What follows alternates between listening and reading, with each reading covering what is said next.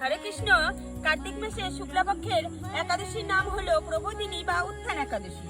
আর স্বয়ং ভগবান বিষ্ণুদেব এই একাদশীর দিনে স্বয়ং থেকে জেগে ওঠেন, তাই এই একাদশীর নাম উত্থান একাদশী। এবছর 2025 সালে উত্থান একাদশী ব্রত পালন করতে হবে 15ই কার্তিক 2রা নভেম্বর রবিবার। একাদশী তিথি শুরু হবে 13ই কার্তিক 31 অক্টোবর শুক্রবার রাত্রি 3:55 থেকে।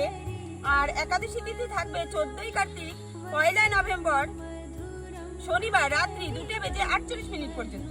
শনিবার উত্থান একাদশী ব্রত পালন করা যাবে না, দশমী যুক্ত একাদশী থাকছে, সেই কারণে শনিবার এই একাদশী পালন করা যাবে না।